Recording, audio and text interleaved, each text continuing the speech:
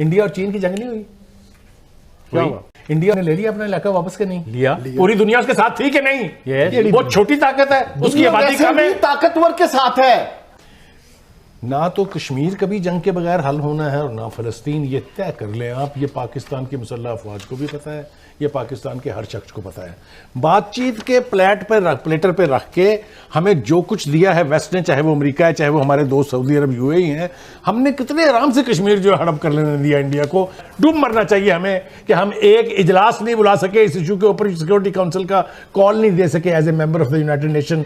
ये रवैये हैं जिसने आज मुसलमानों की ये हालत की है। इसराइल एक एक करके आप सबको खाएगा।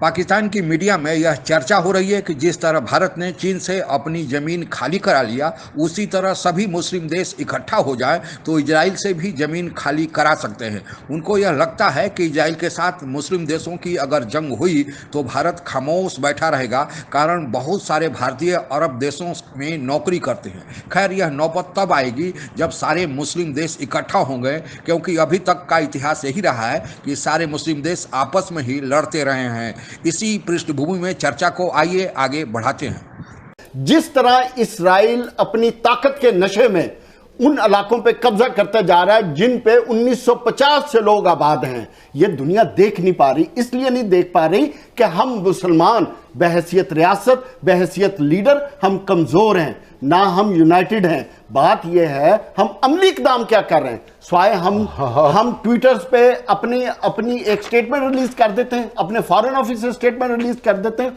क्या अभी तक ओआईसी ने हंगामी इजलास बुला के कोई अमली इकदाम करने की तरफ तवज्जो दी? नहीं। क्यों? कि वेस्ट की तरफ से मुझे बता दें कि फलस्तीन के हक में आज तक कौन बोला है? सब के सब इसलिए कि वो सब गुलाम है। आप उनसे उम्मीद करेंगे? कल मैंने आपको रेफरेंस दिया था कि दुनिया की सबसे ताकतवर यूनाइटेड स्टेट्स, उसका स्पोक्स पर्सन क्या कह रहा है? वो इसको जस्टिफाई कर रहा है। बात यह है कि आपको ताकतवर होना पड़ेगा, बहैसियत मुसलमान आपको एक्शन लेना पड़ेगा। आपको अगर नेटो की फोर्स बन सकती है तो ओआईसी की फोर्स क्यों नहीं बन सकती है? जो कुछ मैं समझ पाया हूं, मेरे ख्याल से हमें जंगमंग की बात छोड़ देनी चाहिए। ठीक कह रहे हैं रशीद साहब, और यहाँ से ये मिलते हैं, ये जो हॉस्पिटल है उसके पास फूलों की दुकानें, वहाँ से गुलदस्ते लेने चाहिए और वफद बन के जाकर नेतन्याहू साहब की खिदमत में पेश करने चाहिए कि जो आपने किया बहुत आला किया और अल्लाह के फजल से इसको करते रहिए। जंग लड़ लें। अब आप मुझे बात कर लें दीजिए प्लीज।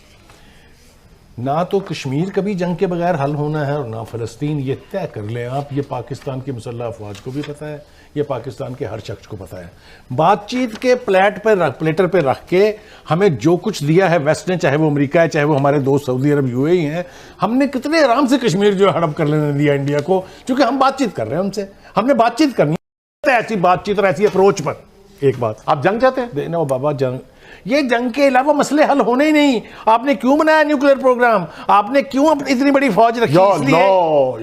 मैं बिल्कुल जिम्मेदारी से कह रहा हूं, दुनिया को बर्बाद करना चाहते हैं आप? वो आप न्यूक्लियर, ओ यार, यहाँ बैठ के हम दुनिया के मामे बन रहे हैं, मुसलमान मर रहे हैं, मुसलमान कत्ल हो रहे हैं, इसीलिए मर रहे हैं। हम दुनिया के मामे बन रहे हैं। आप मुल्क के अंदर आजादी देते हैं ना बाहर बात कर रहे हैं। मैंने आपकी बात में बोला, आप मुझे बात करने दें, मेरा आर्गुमेंट है, मेरा अपना मौक़िफ़ है। आप एटमी जंग की बात कर रहे हैं। मैं एटमी जंग से भी ऊपर जाने के लिए तैयार हूं अगर मुसलमानों की बचत हो सकती है तो।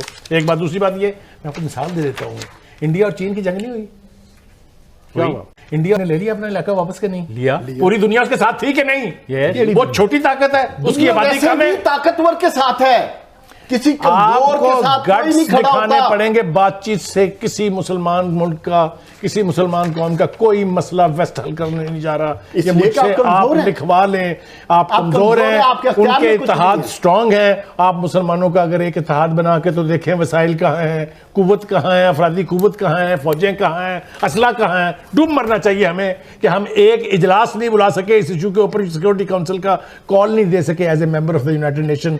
ये रवैये हैं जिसने आज मुसलमानों की ये हालत की है, और इन रवैयों को बरकरार रखने वाले लोगों से अल्लाह ताला इस मुल्क को पनाह दे दे तो ज़्यादा बेहतर है। बड़ी मजे की बात है कि राहिल शरीफ साहब गालिबन उस फौज के सरबराह थे जो वहाँ की फ़ौज थी, इन ममालिक की। हमारी फ़ौज भी बहुत बड़ी फ़ौज है और हम इस्लामी मुल्कों में से बड़ा अहम दर्जा रखते हैं। तो क्या वक्त नहीं आ गया कि हम संजीदगी के साथ सोचें कि हमें क्या करना है, और तुर्की के साथ मिलके क्या कोई ऐसा रास्ता निकल सकता है? अब देखें ना, फ्रांस जैसे मुल्क इजराइल के अंदर होने वाले जुर्म को जब सपोर्ट कर रहे हैं, तो हम लोगों को कुछ एक्टिविटी दिखानी चाहिए। क्या कुछ फ़ौजें मूव नहीं कर सकती पाकिस्तान से तुर्की, और तुर्की में जाके बैठ सकती हों? कोई ऐसी चीज़ होनी चाहिए, बिकॉज वरना तो ये फ़लस्तीन का जो मसला है और जो वो ज़मीन है वो यहूदियों के पास चली जाएगी, वो वहाँ पे एक भी फ़लस्तीनी को नहीं रहने देंगे। जी अंजम।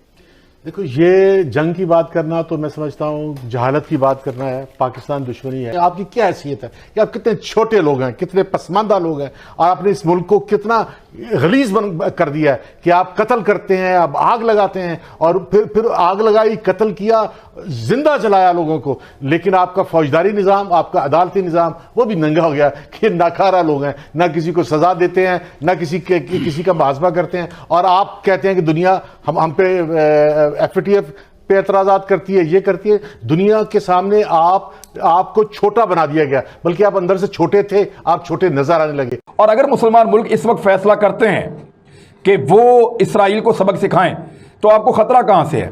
एक तो अमेरिका से है और एक खतरा आपको यूरोपीय यूनियन से है। लेकिन अगर आप चाइना और रशिया को कन्विंस करें, तो अमेरिका और यूरोपीय यूनियन सुलह करवाने के लिए तो बीच में आएंगे, जंग के लिए नहीं आएंगे। जहां तक बात है भारत की कि वो इसराइल का साथ देगा या नहीं देगा, भारत कभी अरब मुल्कों के खिलाफ जाकर इसराइल का साथ नहीं देगा। भारतीय लाखों की तादाद में अरब ममालिक में नौकरी करते हैं। आपको सिर्फ चंद मुल्कों को मनाना है, पहले आपस में एका करना है। OIC मिल बैठे, मुसलमान वैसे मिल बैठे, पहले आपस में बैठ के फैसला करें और इसराइल को वार्न करें कि हम आपको इतना वक्त दे रहे हैं, उसके बाद फिर आप तैयार हो जाइए, हमें आपके साथ लड़ना पड़ेगा। और उसके बाद बड़े मुल्कों को कायल करें, जिनके अंदर रशिया मौजूद है, जिनके अंदर चाइना मौजूद है, जिसके अंदर दीगर बहुत सारे मुल्क मौजूद हैं, और उनको कायल किया जा सकता है, क्योंकि अक़वाम मुत्तहिदा की सारी करारदादें इसराइल के खिलाफ हैं। दुनिया भर के ममालिक और यूरोपीय यूनियन खुद हमेशा इसराइल को ही मौर्ज़ इल्ज़ाम ठहराता है, हमेशा उसी के बारे में कहते हैं वो गलत कर रहा है, गासिब है, जाबिर है। लिहाजा हमारा केस बड़ा मजबूत है। अगर मुसलमान मौके से फ़ायदा उठाएं तो हमास तो खड़ा हो गया, हिजबुल्लाह भी खड़ा होने वाला है, ईरान साथ दे रहा है, तुर्की आगे बढ़ा है, सिर्फ अरबों का इंतज़ार है। अगर अरब इस वक्त गैरत कर लें तो ये मसला हल हो सकता है, वरना इसराइल एक एक करके आप सबको खाएगा। अगर पिछले एक दशक के कालखंड यानी 2010 से 2020 तक पर नज़र डालें, तो जितने भी आपसी विवाद देशों के बीच हुए हैं, उनमें से 60% आपसी विवाद मुस्लिम देशों के भीतर ही हुए हैं। अगर 6 मेजर आर्म्स कॉन्फ्लिक्ट की बात की जाए, आर्म्स सशस्त्र विद्रोह की या आपस में चरमपंथियों की कार्रवाई की बात की जाए, तो यह 6 देश या मुस्लिम वर्ल्ड से ही रिलेटेड है, जैसे Afghanistan, Pakistan, Sudan, Somalia, Syria और यमन।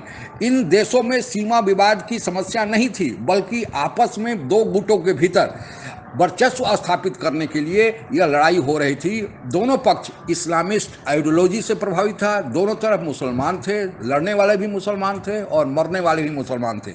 आप एक छोटा सा उदाहरण सऊदी अरबिया और ईरान का ले सकते हैं। दोनों देशों के बीच कोई सीमा विवाद नहीं है, पर दोनों देशों में विवाद लंबे समय से बना हुआ है। दोनों देशों में दुश्मनी बहुत लंबे समय से चली आ रही है। इसका कारण क्या है? सऊदी अरबिया एक सुन्नी बहुल देश है और सभी मुस्लिम देशों का OIC के अध्यक्ष होने के कारण मुखिया बना हुआ है। ईरान चूंकि शिया बहुल है, इस कारण वह सऊदी अरबिया के वर्चस्व को चुनौती देता है।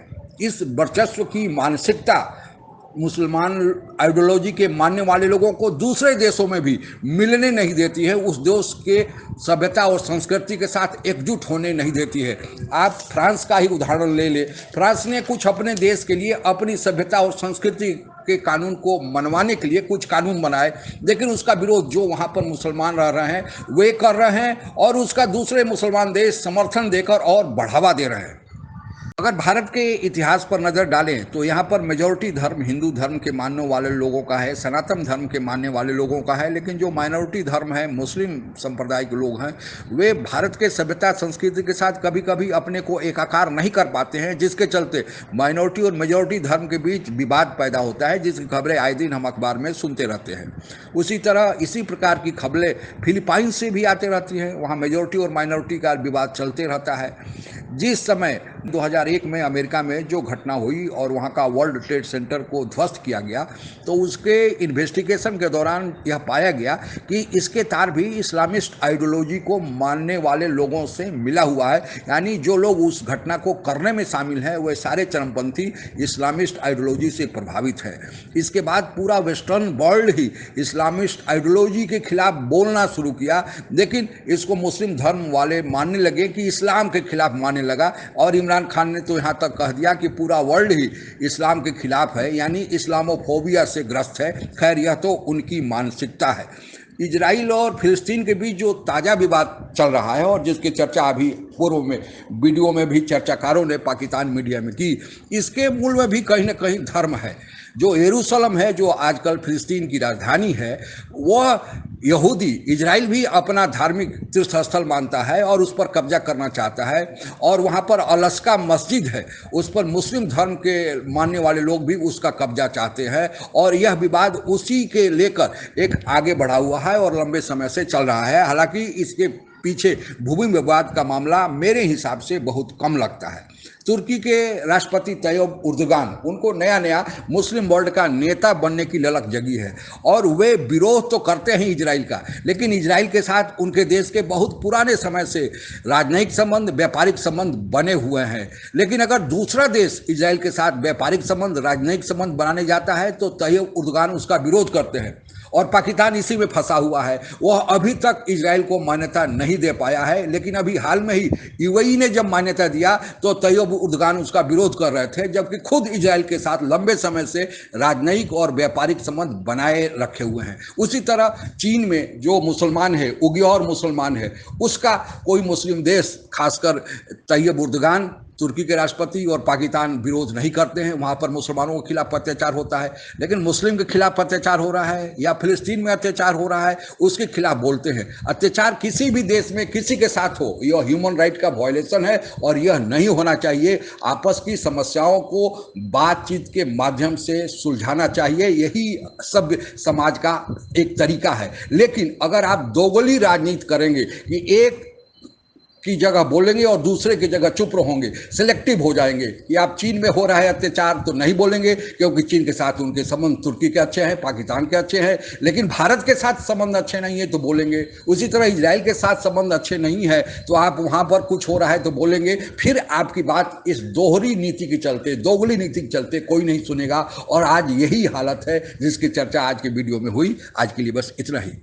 आप अगर हमसे जुड़ा रहना चाहते हैं तो कृपया मेरे चैनल को सब्सक्राइब करें तथा बेल आइकन भी दबा दें ताकि नई वीडियो की जानकारी तुरंत आप तक पहुंच जाए। धन्यवाद। जय हिंद।